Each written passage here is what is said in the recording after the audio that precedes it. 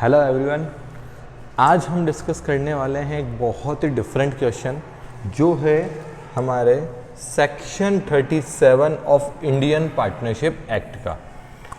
अब बेटा सेक्शन 37 कहता क्या है, सबसे पहले वो बात करते हैं। तो सेक्शन 37 कहता है कि कोई भी आउटगोइंग पार्टनर होगा। आउटगोइंग पार्टनर कौन? जो बिजनेस छोड़कर जा रहा है। अगर हम उसका फाइनल सेटलमेंट कर देते हैं तो वेल एंड गुड, तब तो कोई दिक्कत ही नहीं है। जैसे कि यहाँ पर आप देखो तो सिया, किया एंड टिया 3 पार्टनर है, रेशियो है 2:1:2। किया रिटायर हो गई ऑन 30th of June 2024। अब अगर आपको इस क्वेश्चन में ऐसा दिया होता कि amount which is payable to किया was paid in 2 equal instalment, 3 equal instalment, 6 semi annual instalment, मतलब कुछ भी आपको फाइनल सेटलमेंट के बारे में बोला जाता कि इस पार्टनर को इस तरह से हम सेटल करेंगे, तब तो कोई प्रॉब्लम नहीं होती। तो उस केस में फिर हम लोन अकाउंट बना लेते या फिर उसका पेमेंट अभी हाथों हाथ हो जाता, तो वेल एंड गुड, बहुत ही अच्छी बात है। बट जब हमारा रिटायरिंग पार्टनर का या आउटगोइंग पार्टनर का फाइनल सेटलमेंट नहीं होता, तब सेक्शन 37 ये कहता है कि जो रिटायरिंग पार्टनर का कैपिटल आप अभी यूज कर रहे हो, उस कैपिटल की वजह से भी आप प्रॉफिट कमा रहे हो, तो आपको रिटायरिंग पार्टनर को 2 ऑप्शन देने पड़ेंगे। आपको रिटायरिंग पार्टनर को ऑप्शन 1 क्या देना पड़ेगा कि या तो वो अपने ड्यू अमाउंट पर इंटरेस्ट ले ले 6% पर एनम का, along with amount which is payable to him यहर। और ऑप्शन नंबर 2 उसको दिया जाता है कि वो क्या ले ले, शेयर इन प्रॉफिट।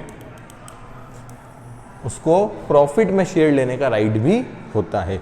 बट यहां आपको एक बात ध्यान रखनी पड़ेगी कि शेयर इन प्रॉफिट जो मिलेगा वो किस रेशियो में मिलेगा? क्या वो प्रॉफिट शेयरिंग रेशियो में मिलेगा? नहीं। क्या वो इक्वली मिलेगा? अगेन नहीं। तो ये जो शेयर इन प्रॉफिट मिलता है, ये मिलता है बेटा कैपिटल रेशियो में, कैपिटल कंट्रीब्यूटेड रेशियो में।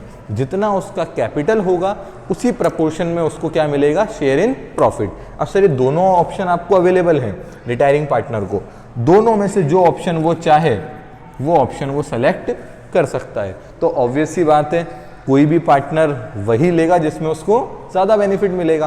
तो ऑप्शन 1 या ऑप्शन 2, इन दोनों में से जिसमें अमाउंट ज़्यादा आएगा, रिटायरिंग पार्टनर वो amount along with his amount due लेगा।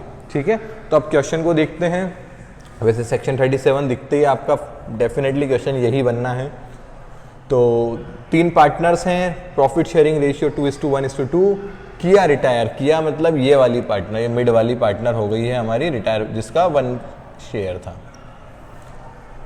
On 30th of June, after all adjustment on that day, capitals of सिया एंड टिया वर 15 लाख एंड 18 लाख। तो बाकी के जो पार्टनर्स हैं उनका कैपिटल तो क्या है? 15 लाख और 18 lakh. Final amount payable to किया वॉज 7 लाख।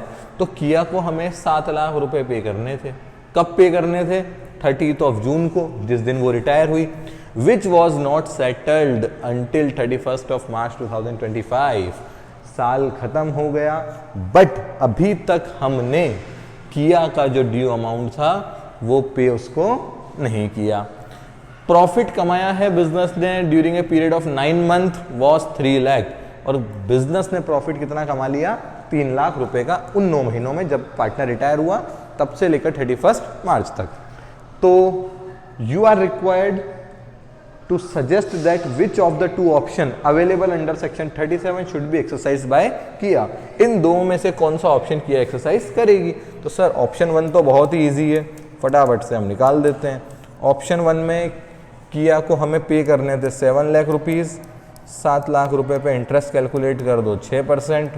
बट एक बात का आपको ध्यान रखना पड़ेगा कि यहाँ पर आप इंटरेस्ट निकालोगे सिर्फ 9 मंथ का, क्योंकि हमें पेमेंट करना था 30th of June को और हमने 31st of March तक पे नहीं किया। तो ये ड्यूरेशन हमारा कितना आया? 9 मंथ का।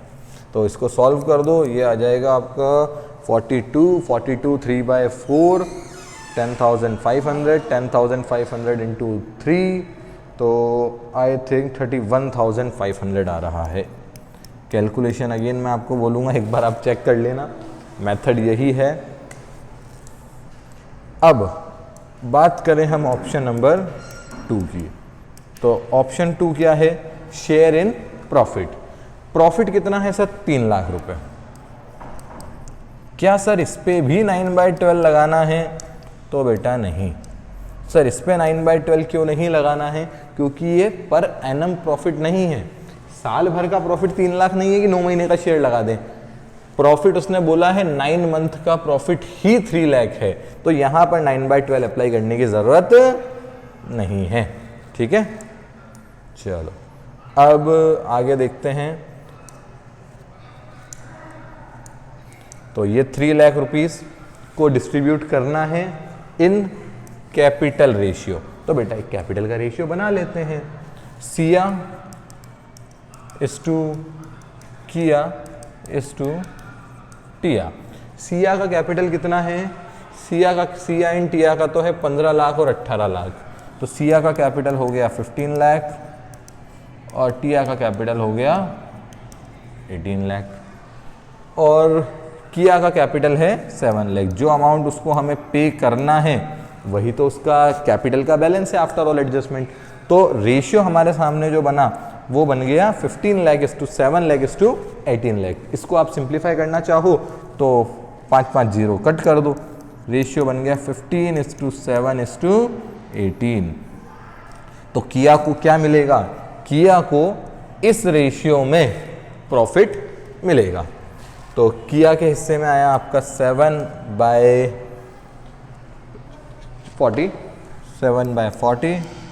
इसको आप सॉल्व कर दो तो 30,000 डिवाइड बाय 4, 15, 7,500 इंटू 7 तो 49,000 और 3500, तो 49, 50, 51, 52, 500।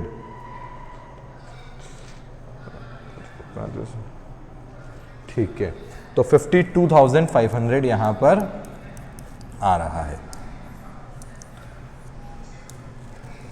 तो आप देखो किया के पास 2 ऑप्शन है, या तो वो क्या ले ले, इंटरेस्ट ले ले जो कि कितना बनता है 31,500, या फिर वो ले ले शेयर इन प्रॉफिट। तो share in profit in capital contributed ratio. तो ऑफ कोर्स किया को जहां ज्यादा बेनिफिट होगा किया वही ऑप्शन चूज करेगी। तो किया क्या ऑप्शन चूज करेगी? Option number 2 share in profit, जो कि आएगा 52,500।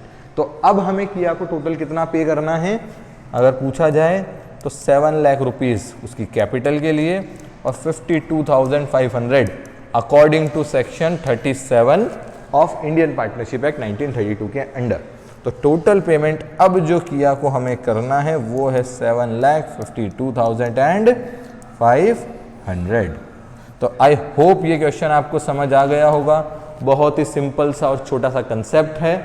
ठीक है, अभी तक वैसे जितना मुझे ध्यान है ये क्वेश्चन शायद देखने को नहीं मिला है बोर्ड में, बट आ जाए तो बहुत ही सिंपल और बहुत ही बढ़िया क्वेश्चन ये बनता है। ठीक है बेटा, थैंक यू सो मच। मिलते हैं हम नेक्स्ट वीडियो में एक नए टॉपिक के साथ। Thank you.